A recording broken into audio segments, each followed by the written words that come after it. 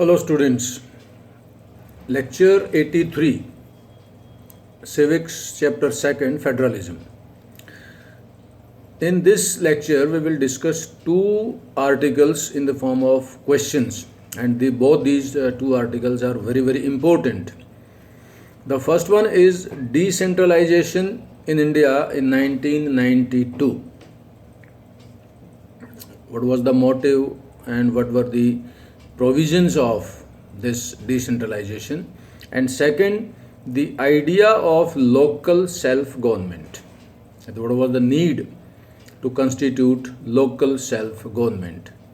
So this lecture's first question is, explain the decentralization process in India in 1992. This question we will discuss in two parts. The situation before 1992. Number one, states were not having independent powers, and center governments many a times have suspended or dismissed many state governments where other parties ruled. Number two, panchayat governments were not having the formal power, constitutional power. Number three, there was only one election commission for the whole country, and it was not sufficient to organize free and fair elections for such a vast geographical and second largest and world's largest democracy in population.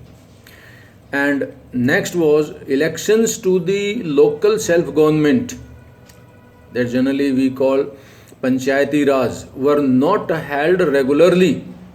So in view of the above situations, the central government thought to amend the constitution and decentralize the power, distribute the power to down levels. Now after this amendment, what powers were given to local self-government or in other areas?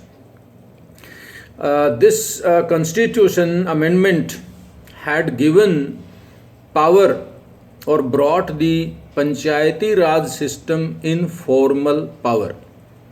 Now elections to the local self body, local self-government or the panchayati raj will be organized regularly after a fixed period of 5 years.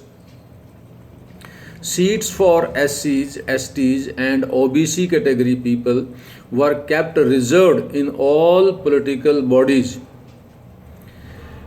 1/3 seats were also kept reserved for women in local self-government, and an independent election commission was given to every state, whose duty was to organize free and fair elections for the local self-government in states, whereas state elections were still remain under the authority of Central Election Commission. And last, the provisions of distribution or allocation of the funds which is collected through taxes and revenue to local self-government were also ensured by both the levels of government, that is central government and the state government. So these were the provisions and situations under which this amendment was felt. Next question is, what was the idea behind constituting the local self-government and what is its composition?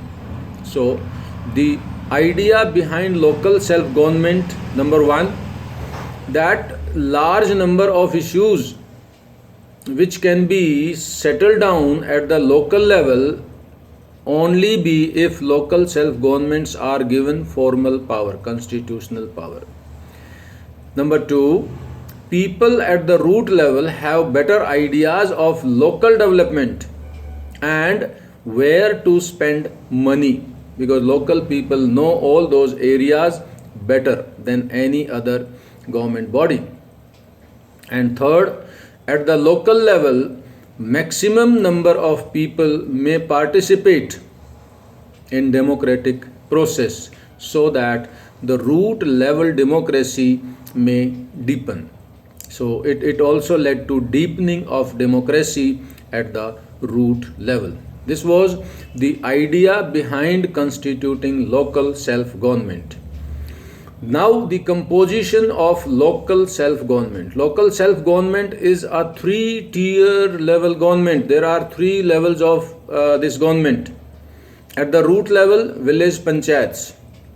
Elected head of village panchayat is called sarpanch with other elected members. It is a panchayat constituting 5 members.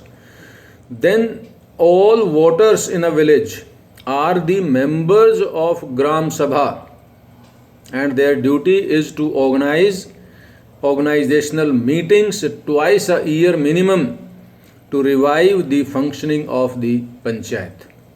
Second, few panchayats that fall under a block or mandal form block samiti, panchayat samiti or block mandal. The elected head of panchayat samiti is called chairman, who is among the sarpanches of all village panchayats who fall under this panchayat samiti. And third, all panchayat samitis collectively make Jila Parishad, that is the top level government of the local self government, and the elected head of Jila Parishad is called mayor. So this is what is the composition of local self government. So that's all from this chapter, that is federalism, and I'm sure whatever videos with question answer based I'm uploading are helpful for your coming up examination. So thank you very much. Keep on watching, listening, reading and understanding.